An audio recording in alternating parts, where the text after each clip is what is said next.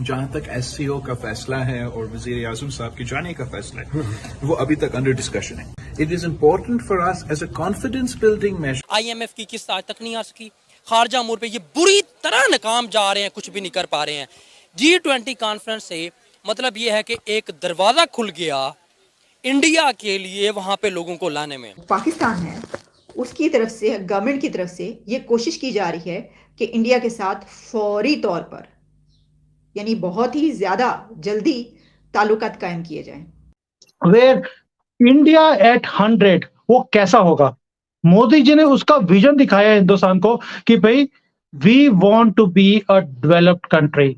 हम एक विकसित देश, जैसे आज अमेरिका इंग्लैंड है, वैसा ही देश हम इंडिया को देखना चाहते हैं जब हम 100 साल अपने आजादी के पूरे होंगे. उसके लिए आपको सिंबल्स भी वैसे चाहिए होते हैं. भी आपको पार्लियामेंट ये हिंदुस्तान का बनाया हुआ है. एक तरफ पाकिस्तान के अंदर भारी भीषण किस्म की भूखमरी है, और भूखमरी तो है ही, साथ साथ में खाने की चीजें, जो कि एक कृषि प्रधान देश कभी हुआ करता था भारत का ये हिस्सा, उसके बाद भी ज्यादातर चीजें ये करते हैं इम्पोर्ट. इम्पोर्ट करने के लिए डॉलर इनके पास में नहीं है, कम ही चीजें हो पा रही हैं, महंगे रेट पे हो रही हैं. डॉलर इस तरीके से भाव बढ़ रहा है, डॉलर के महंगा भी होता चला जा रहा है ऑब्वियसली सामान इंटरनेशनल मार्केट में. बाजार में चीजें महंगी हो रही हैं, सब्जी फल केला बेसिक जो चीजें हैं, दाल चावल सब्जी वो सब भी महंगी होती चली जा रही हैं. और सरकार में जो बैठे हुए लोग हैं उन्होंने इतना क्विंटल ऑफ टन आटा, वो आटा जो फ्री में बंटना था सरकारी योजना के तहत, वो तक गायब कर दिया, डकार गया. अब यही घूम फिर के दुकानों पे बिकेगा.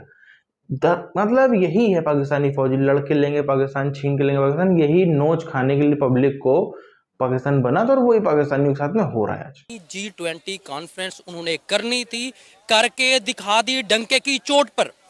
आपको 1 साल से पता था, आपने झक मारा है. बिलावल भुट्टो साहब, किसको रोक लिया आपने? इसको आप खारजा पॉलिसी कहते हैं. इंडिया में गए, जयशंकर ने बिठा के आपकी दुर्गत बना दी, उधर ही बिठा के घर बुला के वो रगेदा आपको कि आप टेररिज्म की फैक्ट्री चला रहे हैं. खारजा हमारी हुकूमत की कमजोरी है, ये बात मैं मानता हूं कि इंडिया हर मामले में, इंडस्ट्री में हमें तनहा करने में, हमें इंटरनेशनल लेवल पे टेररिस्ट साबित करने में, हर मामले में हमसे वो आगे जा रहा है, हम पीछे जा रहे हैं, हमारी रफ्तार बहुत स्लो है. तमाचा नहीं मारा उन्होंने, ऐसा करके ना, ऐसे जनाटेदार थप्पड़ कहते हैं इसको, वो मारा है उन्होंने. भाई धमकियां दे दें, वो जो गरजते हैं वो बरसते नहीं. उन्होंने फोर्स, या तो ये होता ना कि वहाँ के जो अवाम हैं वो कोई रिएक्ट करते, वहाँ कुछ ऐसा होता, या उससे पहले होता अवाम के रद्द अमल में, तो कुछ ऐसा होता कि ये कैंसिल हो जाती. डिटेल्स कुछ ये थी कि जो नेशनल असेंबली हमारी, उसकी जो फॉरेन अफेयर्स की कमेटी है, उस कमेटी में जो है वो ये बात हुई, और उन्होंने कहा है, या वहाँ पर ये डिस्कशन हुई है गवर्नमेंट के दरमियान, प्राइम मिनिस्टर के दरमियान, या जिस फॉरेन मिनिस्टर भी होंगे या नहीं होंगे मुझे नहीं पता, क्योंकि मैंने आपको बताया कि मैंने ये इसकी डिटेल्स ढूंढने की कोशिश की. मुझे जैसी आएंगी वो भी आपके सामने रखेंगे, बात भी करेंगे इसके ऊपर.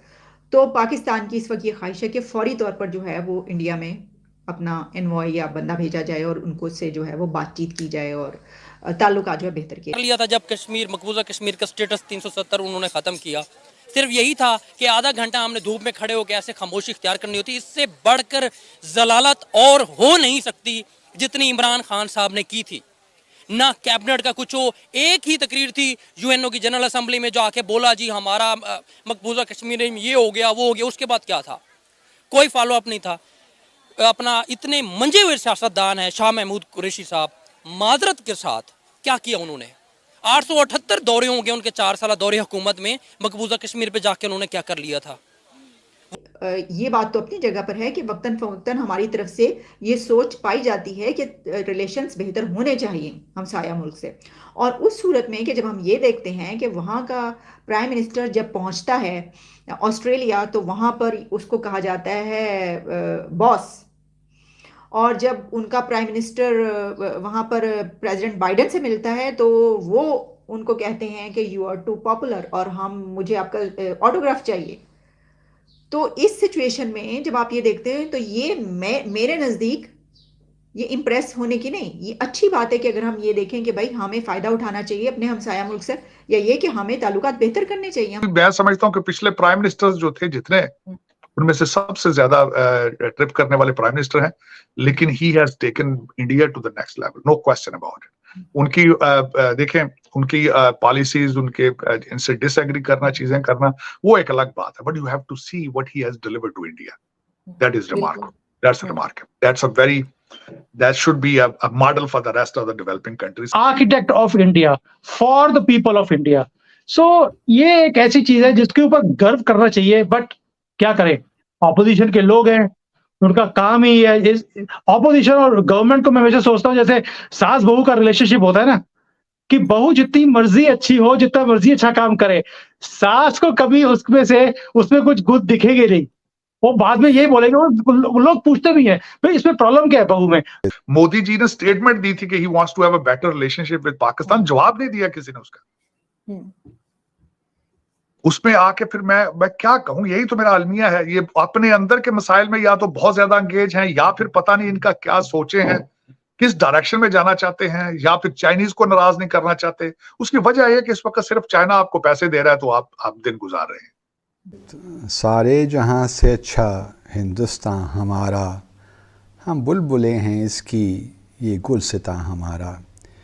ये तराना या नगमा आप सबको मालूम ही होगा कि हमारे जो एक अज़ीम शायर, जिन्हें हम फ़लसफ़ी शायर भी कहते हैं और शायर मशरक़ भी कहते हैं, अल्लामा डॉक्टर मोहम्मद इकबाल ने ये तराना लिखा था. चाइना नाराज हो जाएगा तो वो चाइना अपना हाथ पैसों से रोक लेगा, लेकिन somehow you have to come up with some kind of solution. तरक्की करनी है तो आपको इंडस्ट्रियल रेवोल्यूशन चाहिए. आपको बच्चों को आईटी की तालीम, मैथ और इंग्लिश पढ़ाना होगा. आप अपने बच्चों को पढ़ा लेते हैं लंदन में, तो गरीब के बच्चे का क्यों नहीं सोचते आप जानबूझ के पाकिस्तान को ऑप्रेस क्यों कर रहे हैं? आप क्यों ये समझते हैं कि 40,000 मदरसे आपके लीडर प्रोड्यूस करेंगे? It is not going to happen. Hindustan आज की डेट में तरक्की कर रहा है, हमारी इनकम्स इंक्रीज हो रही हैं. We are become the 5th largest economy. अगले 2-3 साल में हम 4th और 3rd इकोनॉमी पे आने की पूरी कोशिश कर रहे हैं. Why not have a new house? And this parliament जो है, इसे हम मंदिर बोलते हैं. हिंदुस्तान के अंदर इसे मंदिर बोला जाता है. मुझे नहीं मालूम पाकिस्तान में इसको क्या बोलते हैं. It is not going to happen. आप ये खासकर अपने बच्चे लंदन अमेरिका में पढ़ाते हो, समझते हो कि Pakistan, who cares about Pakistan? मैंने आपको कहा ना कि आपकी रूलिंग एलीट जो है आरजू, चाहे वो किसी ब्लॉक से भी, किसी पार्टी की हो, किसी इंस्टीट्यूशन की हो, उनके दिल और दिमाग अमेरिका और लंदन में है. वो अपनी बॉडियां जो लाशें उठा के फिर रहे हैं पाकिस्तान में, अपने बच्चों के लिए लूट मार कर रहे हैं, बददुआएं ले रहे हैं लोग. ये तराना अभी भी भारत में गूंजता है. ऐसा देश है पाकिस्तान जहां पर फ्री आटा की स्कीम आती है तो उसकी भी हजारों बोरियां और कुंटलों टन आटा जो है वो गायब हो जाता है. कहाँ जाता है किसी को नहीं पता, सब खा गए. मतलब पाकिस्तान के अंदर एक तरफ तो आटे के पीछे झगड़े हुए और तकरीबन मोटा मोटी 60-70 जाने तो चली गई, जो जितना रिकॉर्ड है, और शायद ज़्यादा भी गई होंगी रिकॉर्ड, लेकिन तकरीबन 60-70 का तो रिकॉर्ड मैंने क्योंकि भी देखा था 5-6 दिन पहले, तो इतना रिकॉर्ड था कि कुछ शायद 67-68 का नंबर दिखा रहा था. अब इतनी जानें चली गई. जख्मी होने वालों की संख्या भी हम कम से कम मान लेते हैं 400-500 तक, क्योंकि बहुत ज़्यादा होगी इससे, लेकिन कम से कम 400-500, क्योंकि एक आदमी है वो लगा लाइन में, वो लगा है लाइन में, लगता चला रहा है. वो बेचारे जब तक लाइन नंबर उसका पहुंचा, सुबह से खड़ा है बेचारा, धूप गर्मी सब बर्दाश्त करते हुए, जब तक उसका नंबर आया तब तक देखा लो जी खत्म, आटा खत्म. उसके सामने से कोई हंसता हुआ आटे की बोरी लेके जा रहा होगा तो क्या हो सकता है आप समझ सकते हैं. पाकिस्तान की कोई सभ्य समाज तो है नहीं, सभ्य पब्लिक तो है नहीं. श्रीलंका जैसा देश जिसकी पब्लिक इतनी सभ्य मानी जाती है, पढ़े लिखे लोग हैं, समझदार लोग हैं, वहां पर हमने देखा.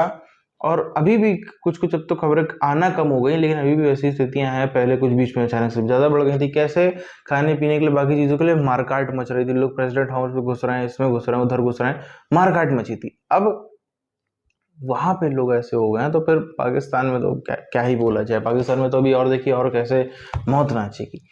दूसरी तरफ पाकिस्तानी फौज कह लें या पाकिस्तानी पुलिस को ही हम देख लें, इन लोगों के पास में बलूचिस्तान के पीके के अंदर जो पुलिस है ना, देश के अंदर पुलिस हालात ठीक कर पा रही है, जो BLA TTP ने आतंक मचा रखा है, ना बॉर्डर पे फौज कुछ कर पा रही, ना इनकी नंबर 1 दुनिया की एजेंसी ISI कुछ कर पा रही। कोई भी कुछ भी करने के लायक नहीं है, सिर्फ और सिर्फ सब गाल बजाते रहते हैं।